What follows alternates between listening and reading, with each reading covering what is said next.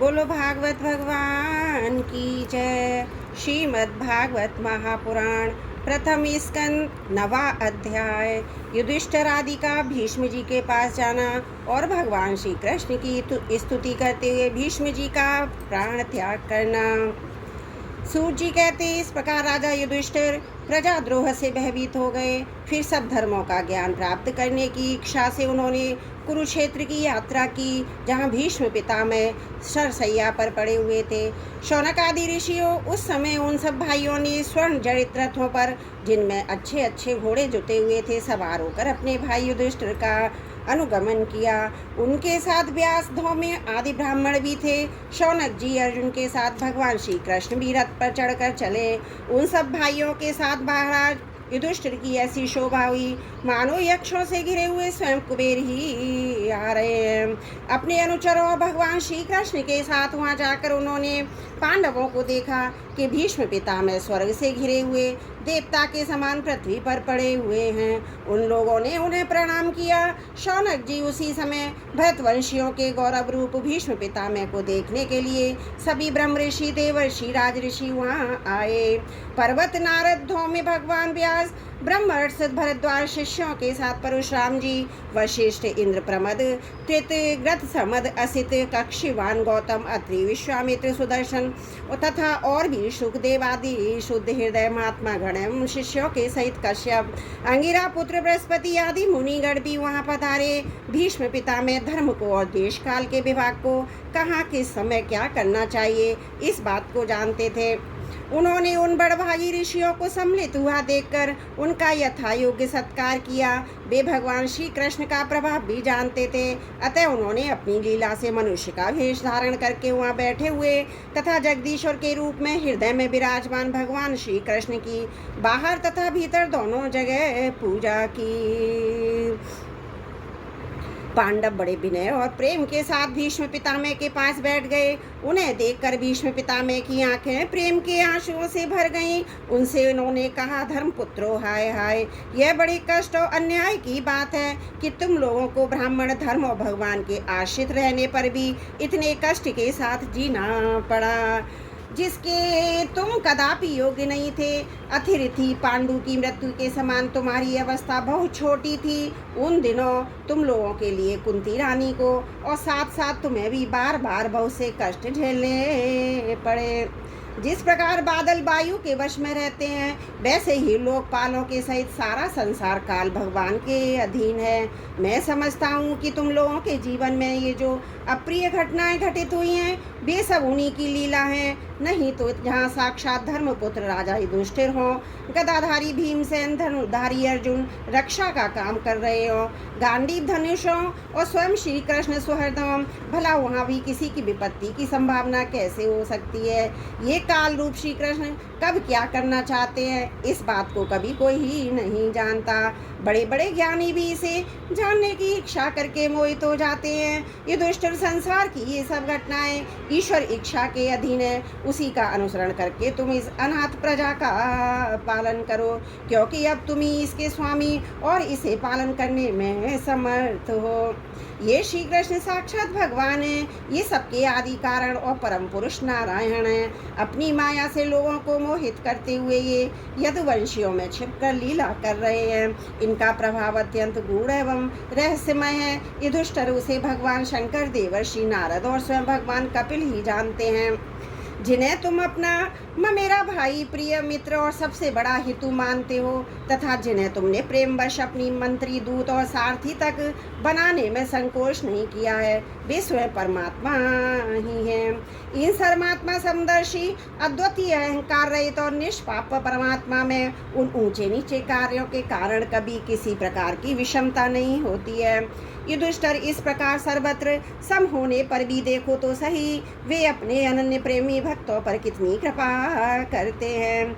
यही कारण है कि ऐसे समय में जबकि मैं अपने प्राणों का त्याग करने जा रहा हूँ, इन भगवान श्री कृष्ण ने मुझे साक्षात दर्शन दिया है। भगवत परायण योगी पुरुष भक्ति भाव से इनमें अपना मन लगाकर और वाणी से इनके नाम का संकीर्तन करते हुए शरीर का त्याग करते हैं और कामनाओं तथा उनके कर्म के बंधन से छूट जाते हैं। वे ही देव भगवान अपने प्रसन्न हास्य और रक्त कमल के समान अरुण नेत्रों से उल्लासित मुख वाले चतुर्भुज रूप से जिसका और लोगों को केवल ध्यान में दर्शन होता है, तब तक यही स्थिति रहकर प्रतीक्षा करें जब तक मैं इस शरीर का त्याग ना कर दूं। सूत जी कहते युधिष्ठिर ने उनकी यह बात सुनकर शरसैया पर सोई हुए भीष्म पितामह से बहुत से ऋषियों के सामने ही नाना प्रकार के धर्मों के संबंध में अनेकों रहस्य पूछे। तब तत्ववेत्ता भीष्म पितामह ने वर्ण और आश्रम के अनुसार पुरुष के स्वाभाविक धर्म और वैराग्य तथा राग के कारण विभिन्न रूप से बतलाए हुए निवृत्ति और प्रवृत्ति रूप द्विविध धर्म, दान धर्म, राजधर्म, मोक्ष धर्म, स्त्री धर्म और भगवत धर्म, इन सब का अलग अलग संक्षेप और विस्तार से वर्णन किया। शौनक जी इनके साथ ही धर्म, अर्थ, काम, मोक्ष, इन चारों पुरुषार्थों का तथा इनकी प्राप्ति के साधनों का अनेकों उपाख्यान और इतिहास सुनाते हुए विभागशः वर्णन किया। भीष्म पितामह इस प्रकार धर्म का प्रवचन कर ही रहे थे कि उत्तरायण का समय आ पहुंचा, जिसे मृत्यु को अपने अधीन रखने वाले भगवत परायण योगी लोग चाहा करते हैं। उस समय हजारों रथियों के नेता भीष्म पितामह ने वाणी का संयम करके मन को सब ओर से हटाकर अपने सामने स्थित आदि पुरुष भगवान श्री कृष्ण में लगा दिया। भगवान श्री कृष्ण के सुंदर चतुर्भुज विग्रह पर उस समय पीताम्बर फहरा रहा था। भीष्म जी की आंखें उसी पर एक टक लग गईं। उनको शस्त्रों की चोट से जो पीड़ा हो रही थी वह तो भगवान के दर्शन मात्र से ही तुरंत दूर हो गई तथा भगवान की विशुद्ध धारणा से उनके जो कुछ अशुभ शेष थे वे सभी नष्ट हो गए। अब शरीर छोड़ने के समय उन्होंने अपने समस्त इंद्रियों की वृत्ति विलास को रोक लिया और बड़े प्रेम से भगवान की स्तुति की।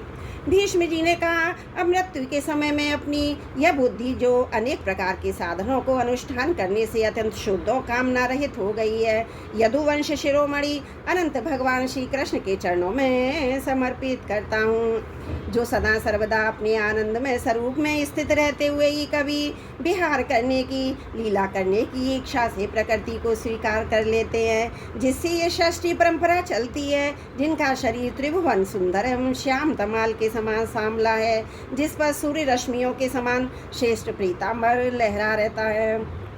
कमल सदृश मुख पर घुंघराली अलकें लटकटी रहती है और अर्जुन सखा श्री कृष्ण में मेरी निष्कपट प्रीति हो। मुझे युद्ध के समय की उनकी यह विलक्षण छवि याद आती है। उनके मुख पर लहराते हुए घुंघराले बाल घोड़ों की टाप की धूल से मटमैले हो गए थे।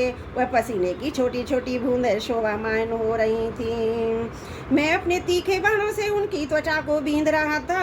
उन सुंदर कमल मंडित श्री कृष्ण के प्रति मेरा शरीर अंतकरण और आत्मा समर्पित हो जाए। अपने मित्र अर्जुन की बात सुनकर तो तुरंत ही पांडव सेना कौरव सेना के बीच में अपना रथ ले आए और वहां स्थित होकर जिन्होंने अपनी दृष्टि से ही शत्रु पक्ष के सैनिकों की आयु छीन ली, उन पार्थ सखा भगवान श्री कृष्ण में मेरी परम प्रीति हो।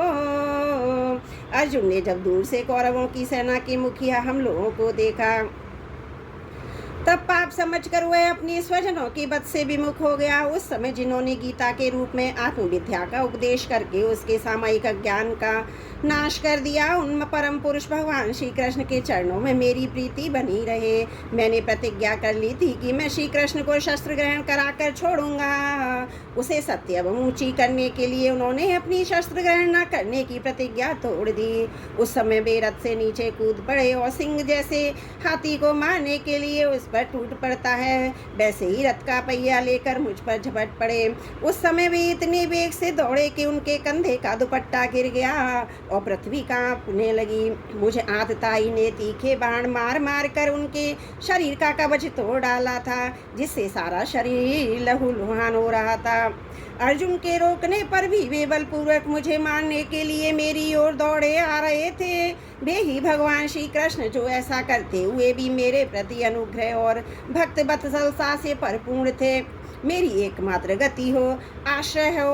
अर्जुन के रथ की रक्षा में सावधान जिन श्री कृष्ण के बाएं हाथ में घोड़ों की रास्ती और दाहिने हाथ में चाबुक, इन दोनों की शोभा से उस समय जिनकी अपूर्व छवि बन गई थी तथा महाभारत युद्ध में मरने वाले वीर जिनकी इस छवि का दर्शन करते रहने के कारण सारूप मोक्ष को प्राप्त हो गए, उन्हीं पार्थ सारथी भगवान श्री कृष्ण में मुझ मरणासन की परम प्रीति हो, जिनकी लटकीली सुंदर चाल, हाव भाव युक्त चेष्टाएं, मधुर मुस्कान और प्रेम भरी चितवन से अत्यंत सम्मानित गोपियां रास लीला में उनके अंतर ध्यान हो जाने पर प्रेमानंद उन्माद से मतवाली होकर जिनकी लीलाओं का अनुकरण करके तन्मय हो गई थी, उन्हीं भगवान श्री कृष्ण में मेरा परम प्रेम हो। जिस समय युधिष्ठिर का राजस्व यज्ञ हो रहा था, मुनि और बड़े बड़े राजाओं से भरी हुई सभा में सबसे पहले सबकी ओर से इन्हीं सबके दर्शनीय भगवान श्री कृष्ण की मेरी आंखों के सामने पूजा हुई थी।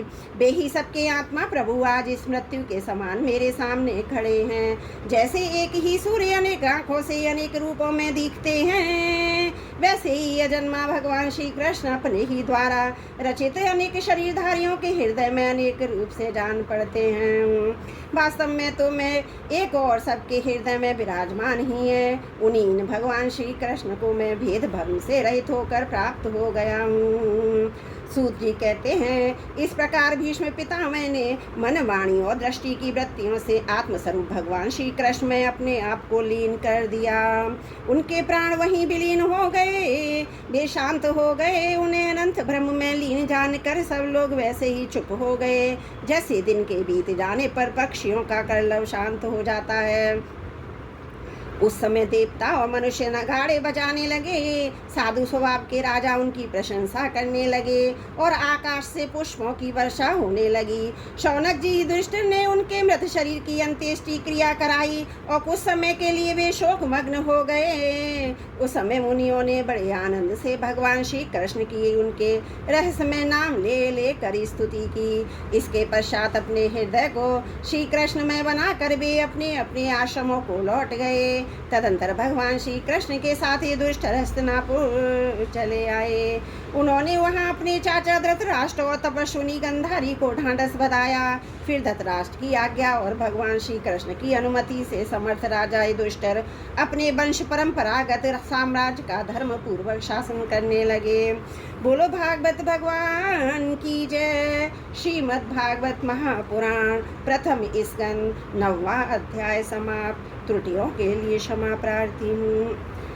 10वां अध्याय श्री कृष्ण का द्वारका गमन। शौनक जी ने पूछा, धार्मिक शिरोमणि महाराजा युधिष्ठिर ने अपनी पैतृक संपत्ति को हड़प जाने के इच्छुक आतताइयों का नाश करके अपने भाइयों के साथ किस प्रकार से राज्य शासन किया और कौन कौन से काम किए, क्योंकि भोगों में तो उनकी प्रवृत्ति थी ही नहीं। सूत जी कहते हैं, संपूर्ण सृष्टि को उज्जीवित करने वाले भगवान श्री हरि परस्पर कलहानि से दग्ध कुरुवंश को पुनः अंकुरित कर युधिष्ठिर को उनके राज्य सिंहासन पर बिठाकर बहुत प्रसन्न हुए।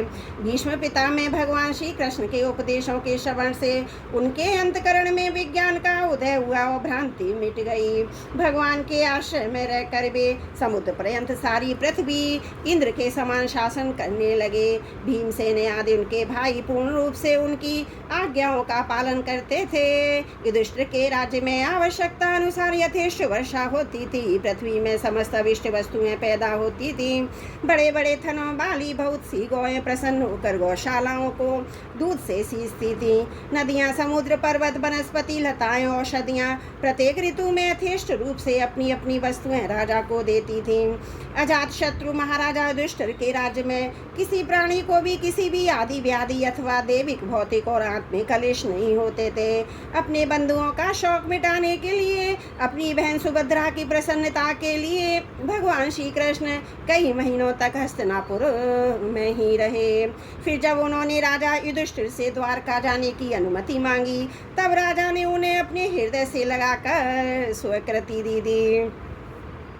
भगवान उनको प्रणाम करके रथ पर सवार हुए। कुछ लोगों समान उम्र वालों ने उनका आलिंगन किया और कुछ छोटी उम्र वालों ने प्रणाम किया। उस समय सुभद्रा, द्रौपदी, कुंती, उत्तरा, गांधारी, धृतराष्ट्र, युयुत्सु, कृपाचार्य, नकुल, सहदेव, भीमसेन, धौम्य और सत्यवती आदि सब मूर्छित से हो गए। वे शांगपाणी श्री कृष्ण का विरह नहीं सह सके। भगवत भक्त सत्पुरुषों के संग से जिसका दुसंग छूट गया है, वह विचारशील पुरुष भगवान के मधुर मनोहर स्वश को एक बार भी सुन लेने पर फिर उसे छोड़ने की कल्पना भी नहीं करता। उन्हीं भगवान के दर्शन तथा स्पर्श से, उनके साथ आलाप करने से तथा साथ ही साथ सोने, उठने, बैठने, भोजन करने से जिनका संपूर्ण हृदय उन्हें समर्पित हो चुका था, वे पांडव भला उनका विरह कैसे सह सकते थे। उनका चित्त द्रवित हो रहा था। वे सब निर्निमेष नेत्रों से भगवान को देखते हुए स्नेह बंधन से बंध कर जहाँ तहाँ दौड़ रहे थे। भगवान श्री कृष्ण के घर से चलते समय उनके बंधुओं की स्त्रियों के नेत्र उत्कंठावश उमड़ते हुए आंसुओं से भर आए, परंतु इस भय से कि कहीं यात्रा के समय अशुभ ना हो जाए, उन्होंने बड़ी कठिनाइयों से उन्हें रोक लिया। भगवान के प्रस्थान के समय मृदंग, शंख, भैरी, बीड़ा, ढोल, नरसिंगे, धंधुरी, रंगारे, घंटे और दुंदुबियाँ आदि बाजे बजने लगे। भगवान के दर्शन की लालसा से कुरुवंश की स्त्रियां अटारियों पर चढ़ गईं और प्रेम, लज्जा व मुस्कान से युक्त चितवन से भगवान को देखती हुई उन पुष्पों की वर्षा करने लगी।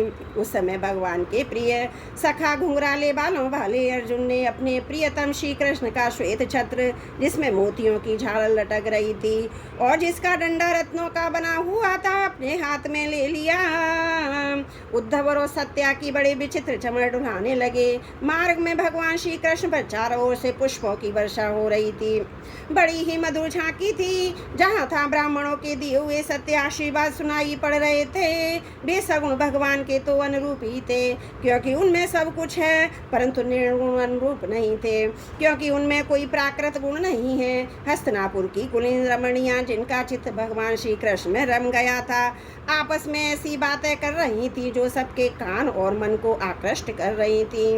वे आपस में कह रही थी, सखियों, ये भी ही सनातन परम पुरुष हैं, जो प्रलय के समय भी अपने अद्वितीय निर्विशेष स्वरूप में स्थित रहते हैं। उस समय षष्ठी के मूल ये तीनों गुण भी नहीं रहते। जगत माता ईश्वर में जीव भी लीन हो जाते हैं। महत्वादि समस्त शक्तियाँ अपने कारण अव्यक्त कर्म सो जाती हैं। उन्होंने फिर अपने नाम रूप रहित स्वरूप में नाम रूप के निर्माण की इच्छा की तथा अपनी काल शक्ति से प्रेरित प्रकृति का, जो कि उनके अंशभूत जीवों को मोहित कर लेती हैं और सृष्टि की रचना में प्रवृत्त रहती हैं, अनुसरण किया। व्यवहार के लिए वेदादि शास्त्रों की रचना की। इस जगत में जिसके स्वरूप का साक्षात्कार जितेंद्रिय योगी अपने प्राणों को वश में करके भक्ति से प्रफुल्लित निर्मय हृदय में किया करते हैं। ये श्री कृष्ण वही साक्षात पर ब्रह्म में। वास्तव में इन्हीं की भक्ति से अंतकरण की पूर्ण शुद्धि हो सकती है, योग आदि के द्वारा नहीं। सखी वास्तव में वही हैं जिनकी सुंदर लीलाओं का गायन वेदों में और दूसरे गोपनीय शास्त्रों में व्यसादि रहस्यवादी ऋषियों ने किया है, जो एक अद्वितीय ईश्वर हैं। अपनी लीला से जगत की सृष्टि, पालन और संहार करते हैं, परंतु उनमें आसक्त नहीं होते। जब तामसी बुद्धि वाले राजा अधर्म और अपना पेट पालने लगते, तब यही सद्गुण को स्वीकार कर ऐश्वर्य, सत्य, ऋतु, दया और यश प्रकट करते हैं। संसार के कल्याण के लिए युग युग में अनेकों अवतार धारण करते हैं। अहो वह यदुवंश परम प्रशंसनीय, क्योंकि लक्ष्मीपति पुरुषोत्तम श्री कृष्ण ने जन्म ग्रहण करके इस वंश को सम्मानित किया है। यह पवित्र मधुवन ब्रजमंडल भी अत्यंत धन्य है, जिसे इन्होंने अपनी शैशव किशोरावस्था में घूम फिर कर सुशोभित किया है। बड़े हर्ष की बात है कि द्वारका ने स्वर्ग के यश का तिरस्कार करके पृथ्वी के पवित्र यश को बढ़ाया। क्यों न हो वहाँ की प्रजा अपने स्वामी भगवान श्री कृष्ण को, जो बड़े प्रेम से मंद मंद मुस्कुराते हुए उन्हें कृपा दृष्टि से देखते हैं, निरंतर निहारती रहती हैं। सखी, जिनका इन्होंने पाणी ग्रहण किया, उन स्त्रियों ने अवश्य व्रत, स्नान, हवन आदि के द्वारा इन परमात्मा की आराधना की होगी। क्योंकि ये बार बार उनकी इस अधर सुधा का पान करती हैं, जिसके स्मरण मात्र से ही ब्रजवालाएं आनंद से मोक्षित हो जाती हैं। ये स्वयंवर में शिशुपाल आदि मत वाले राजाओं का मान मर्दन करके जिनको अपने बाहुबल में हर लाए थे, तथा जिनके पुत्र पदमुन साम आम आदि हैं, वे रुक्मणी आदि 8 पटरानियों भीमसुर को मारकर लाई हुई, जो इनकी हजारों अन्य पत्नियां वे वास्तव में धन्य हैं, क्योंकि इन सभी ने स्वतंत्रता और प्रतिव्रता से रहित स्त्री जीवन को पवित्र और उज्ज्वल बना दिया है। इनकी महिमा का वर्णन कोई क्या करे। इनके स्वामी साक्षात कमल नयन भगवान श्री कृष्ण है, जो नाना प्रकार की प्रिय चेष्टाओं और परिजात आदि प्रिय वस्तुओं को पेट से करके इनके हृदय में प्रेम और आनंद की अभिवृद्धि करते कभी एक क्षण के लिए भी न छोड़कर दूसरी जगह नहीं जाते हैं। हस्तिनापुर की स्त्रियां इस प्रकार बातचीत कर ही रही थी। भगवान श्री कृष्ण मंद मुस्कान और प्रेमभर चितवन से उनका अभिनंदन करते हुए वहाँ से विदा हो गए। अजात शत्रु दुष्ट ने भगवान श्री कृष्ण की रक्षा के लिए हाथी घोड़े रथ और पैदल सेना उनके साथ कर दी। उन्हें इसलिए वशियां शंका हो आती थी कि वहीं रास्ते में शत्रु इन पर आक्रमण ना कर दे। सुदृढ़ प्रेम के कारण कुरुवंशी पांडव भगवान के साथ बहुत दूर तक चले गए। वे लोग उस समय भावी विरह से व्याकुल हो रहे थे। भगवान श्री कृष्ण ने उन्हें बहुत आग्रह करके विदा किया और सात्विक उद्धवादी प्रेमी मित्रों के साथ द्वारका की यात्रा की। शौनक जी वे कुरुजांगल पांचाल शूरसेन यमुना के तटवर्ती प्रदेश ब्रह्मावर्त कुरुक्षेत्र मत्स्य सारस्वत मरुधन देश को पार करके सोवीर और आविर देव के पश्चिमानर्थ देश में आए। उस समय अधिक चलने के कारण भगवान के रथ के घोड़े कुछ थक से गए थे। मार्ग में स्थान स्थान पर लोग अपहारा आदि के द्वारा भगवान का सम्मान करते। सायंकाल होने पर वे रथ से भूमि पर उतर आते, जलाशय पर जाकर संध्या वंदन करते। यह उनकी नित्यचर्या थी। बोलो भागवत भगवान की जय। प्रथम स्कंद 10वां अध्याय समाप्त। त्रुटियों के लिए क्षमा प्रार्थी हूँ। 11वां अध्याय द्वारका में श्री कृष्ण का राजोचित स्वागत। सूत जी कहते हैं, श्री कृष्ण ने अपने समृद्ध अनर्थ देश में पहुंचकर वहां के लोगों की विरह वेदना बहुत कुछ शांत करते हुए अपना श्रेष्ठ 5 जन्य नामक शंख बजाया। भगवान के होठों की लाली से लाल हुआ यह श्वेत वर्ण का शंख बजते समय उनके कर कमलों में ऐसा शोभामान हुआ जैसे लाल रंग के कमलों पर बैठकर कोई राजहंस उच्च स्वर से मधुर गान कर रहा हो। भगवान के शंख की वह ध्वनि संसार के भय को भयभीत करने वाली है। उसे सुनकर सारी प्रजा अपनी स्वामी श्री कृष्ण के दर्शन की लालसा से नगर के बाहर निकल आई। भगवान श्री कृष्ण आत्माराम हैं। वे अपने आत्मलाभ से ही सदा सर्वदा पूर्ण काम हैं। फिर भी जैसे लोग बड़े आदर से भगवान सूर्य को भी दीपदान करते हैं, वैसे ही अनेक प्रकार की भेंटों से प्रजा ने श्री कृष्ण का स्वागत किया। सबके मुख कमल प्रेम से खिल उठे। वे हर्ष गदगद वाणी से सबके सुहृद और संरक्षक भगवान श्री कृष्ण की ठीक वैसे ही स्तुति करने लगे जैसे बालक अपने पिता से अपनी तोतली बोली में बातें करते हैं।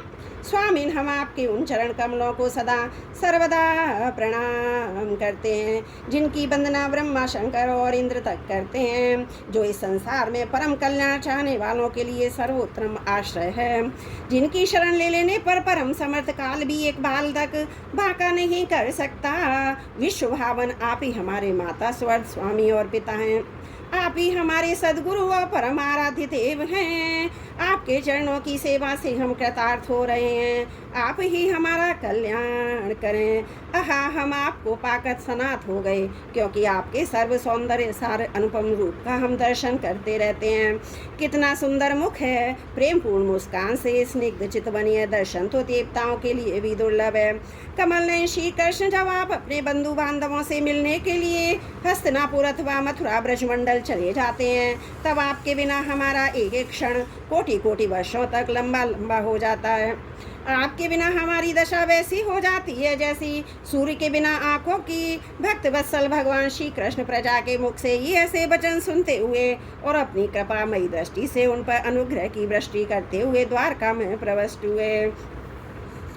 जैसे नाग अपनी नगरी भोगवती पातालपुरी की रक्षा करते हैं, वैसे ही भगवान की वह द्वारकापुरी भी मधु भोज दसाई हर्य कुकुर अंधक और वर्षवंशी यादवों से उनके पराक्रम की तुलना और किसी से भी नहीं की जा सकती। सुरक्षित थी वह पूरी समय ऋतुओं के संपूर्ण वैभव से संपन्न एवं पवित्र वृक्षों द्वारा लताओं के कुंजों से युक्त थी। स्थान स्थान पर फलों से फूले उद्यान और पुष्प वाटिकाएं में कीड़ावन थे। बीच बीच में कमल युक्त सरोवर नगर की शोभा बढ़ा रहे थे। नगर के फाटकों महल के दरवाजों सड़कों पर भगवान के स्वागतार्थ बंधन बारें लगाई गई थी।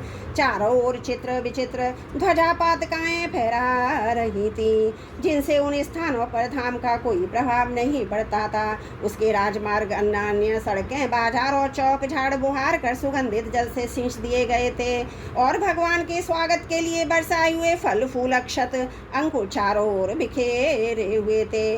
घरों के प्रत्येक द्वार पर दही अक्षत फल ईख जल से भरे हुए कलश उपहार की वस्तुएं धूप दीप आदि सजा दिए गए थे। उदार शिरोमणि वसुदेवर क्रूग्रसेन अद्भुत पराक्रमी बलराम प्रद्युम्न चारुदेक्षण और जामवंती नंदन सामने जब ये सुना कि हमारे प्रियतम भगवान श्री कृष्ण आ रहे हैं, तब उनके मन में इतना आनंद उमड़ा कि उन लोगों ने अपने सभी आवश्यक कार्य सोना बैठना छोड़ना वाजिब भोजन छोड़ दिए। प्रेम के आवेग से उनका हृदय उछलने लगा। वे मंगल शगुन के लिए एक गजराज के आगे और सत्य स्तन पाठ करते हुए मांगलिक सामग्रियों से सुसज्जित ब्राह्मणों को साथ लेकर चले। शंख और तुरई आदि बाजे बजने लगे, वेद ध्वनि होने लगी। वे सब हर्षित होकर रथों पर सवार हुए और बड़ी आदर बुद्धि से भगवान की अगवानी करने चले। साथ ही भगवान श्री कृष्ण के दर्शन के लिए उत्सुक सैकड़ों श्रेष्ठ वारांगनाएं, जिनके मुख कपोलों पर चमचमाते हुए कुंडलों की कांति पड़ने से सुंदर दिखते थे, पालकियों पर चढ़कर भगवान की अगवानी के लिए चली। बहुत से नट नाचने वाले, गाने वाले, वृद्ध बखाने वाले, सूत मागध और बंदी जन भगवान श्री कृष्ण के अद्भुत चरित्रों का गान करते हुए चले। भगवान श्री कृष्ण ने बंधु बांधवों, नागरिकों और सेवकों से उनकी योग्यता के अनुसार अलग अलग मिलकर सबका सम्मान किया। किसी को सिर झुकाकर प्रणाम किया, किसी को वाणी से अभिवादन किया, किसी को हृदय से लगाया, किसी से हाथ मिला, किसी की ओर देखकर मुस्कुराकर भर दिया, किसी को केवल प्रेम भरी दृष्टि से देख लिया, जिसकी जो इच्छा थी उसे वही वरदान दिया। इस प्रकार चांडाल पर्यंत सबको संतुष्ट करके गुरुजन सपत्नीक ब्राह्मण और वृद्धों को तथा दूसरे लोगों को भी आशीर्वाद ग्रहण करते हुए बंदीजनों से बिरुदावली सुनते हुए सबके साथ भगवान श्री कृष्ण नगर में प्रवेश किया। शौनक जी जिस समय भगवान राजमार्ग से जा रहे थे, उस समय द्वारका की कुल कामनियां भगवान के दर्शन को ही परमानंद मानकर अपनी अपनी अटारियों पर चढ़ गईं। भगवान का वक्ष स्थल मूर्तिमान सौंदर्य लक्ष्मी का निवास स्थान है। उनका मुखारविंद नेत्रों के द्वारा पान करने के लिए सौंदर्य सुधा से भरा हुआ पात्र है। उनकी भुजाएं लोकपालों को भी शक्ति देने वाली, उनके चरण कमल भक्त परमहंसों के आश्रय हैं। उनके अंग अंग शोभा के धाम हैं। भगवान की इस छवि को द्वारकावासी नित्य निरंतर निहारते रहते हैं, फिर भी उनकी आंखें एक क्षण के लिए भी तृप्त नहीं होती। द्वारका के राजपथ पर भगवान श्री कृष्ण के ऊपर श्वेत वर्ण का छत्र तना हुआ था। श्वेत चमर ढुलाए जा रहे थे, चारों ओर से पुष्पों की वर्षा हो रही थी। वे पीताम्बर और वनमाला धारण किए हुए थे। इस समय वे ऐसे शोभामान हुए मानो श्याम मेघ एक ही साथ सूर्य चंद्रमा इंद्रधनुष और बिजली से शोभामान हों। भगवान सबसे पहले अपने माता पिता के महल में गए। वहां उन्होंने बड़े आनंद से देवकी आदि सातों माताओं को चरणों पर सिर रखकर प्रणाम किया। माताओं ने उन्हें अपने हृदय से लगाकर गोद में बिठा लिया। स्नेह के कारण उनके स्तनों से दूध की धारा बहने लगी। उनका हृदय हर्ष से व्याल हो गया। वे आनंद के आंसुओं से उनका अभिषेक करने लगी। माताओं से आज्ञा लेकर वे अपने समस्त भोग सामग्रियों से संपन्न सर्वश्रेष्ठ भवन में गए। उसमें 16,000 पत्नियों के अलग अलग महल थे। अपने प्राणनाथ भगवान श्री कृष्ण को बहुत दिन बाहर रहने के बाद घर आया देखकर रानियों के हृदय में बड़ा आनंद हुआ। उन्हें अपने निकट देखकर वे एकाएक ध्यान छोड़कर उठ खड़ी हुई। उन्होंने केवल आसन को ही नहीं बल्कि उन नियमों को भी त्याग दिया जिन्हें उन्होंने पति के प्रवासी होने पर ग्रहण किया था। उस समय उनके मुख और नेत्रों में लज्जा छा गई। भगवान के प्रति उनका भाव बड़ा ही गंभीर था। उन्होंने पहले ही मन से मन ही भिन्न नेत्रों के द्वारा तत्पश्चात पुत्रों के बहाने शरीर से उनका आलिंगन किया। शौनक जी, उस समय उनके नेत्रों में जो प्रेम के आंसू झलक आए थे, उन्हें संकोच बस उन्होंने बहुत रोका, फिर भी विवशता के कारण वे ढलक ही गए। यद्यपि भगवान श्री कृष्ण एकांत में सर्वदा ही उनके पास रहते थे, तथापि उनके चरण कमल उन्हें पद पद पर नए नए जान पड़ते थे। भला स्वभाव से ही चंचल लक्ष्मी, जिन्हें एक क्षण के लिए भी कभी नहीं छोड़ती, उन्हीं की सन्निधि से किस स्त्री को तृप्ति हो सकती है। जैसे वायु बांसों के संघर्ष से दावानल पैदा करके उन्हें जला देता है, वैसे ही पृथ्वी के भारभूत और शक्तिशाली राजाओं में परस्पर फूट डालकर बिना शस्त्र ग्रहण किए ही भगवान श्री कृष्ण ने उन्हें कई अक्षौणी सेना सहित एक दूसरे से मरवा डाला। इसके बाद आप भी उपराम हो गए। साक्षात परमेश्वर ही अपनी लीला से इस मनुष्य लोक में अवतीर्ण हुए थे। शास्त्रों नवनी रत्नों में रहकर उन्होंने साधारण मनुष्य की तरह घृणा की, जिनकी निर्मल और मधुर हंसी उनके हृदय के उन्मत्त भावों को सूचित करने वाली थी, जिनकी लजीली चितवन की चोट से बेसुध होकर विश्व विजयी कामदेव ने भी अपने धनुष का परित्याग कर दिया था। वे कमनीय कमनीय अपने काम विलासों से जिनके मन में तनिक भी शोम नहीं पैदा कर सकी, उन असंग भगवान श्री कृष्ण को संसार के लोग अपने ही समान कर्म करते देखकर आसक्त मनुष्य समझते हैं। यह उनकी मूर्खता है। यही तो भगवान की भगवत्ता है कि वे प्रकृति में स्थित होकर भी उसके गुणों से कभी लिप्त नहीं होते। जैसे भगवान की शरणागति बुद्धि अपने आप ही रहने वाले प्राकृत गुणों से लिप्त नहीं होती, वे मूढ़ स्त्रियां भी श्री कृष्ण को अपना एकांतवासी स्त्री परायण भक्ति समझ बैठी थी, क्योंकि वे अपने स्वामी के ऐश्वर्य को नहीं जानती थी। ठीक वैसे ही जैसे अहंकार की वृत्तियां ईश्वर को अपने धर्म से युक्त मानती हैं। बोलो भागवत भगवान की जय। श्रीमद् भागवत प्रथम स्कंद 11वां अध्याय समाप्त। त्रुटियों के लिए क्षमा प्रार्थी हूँ।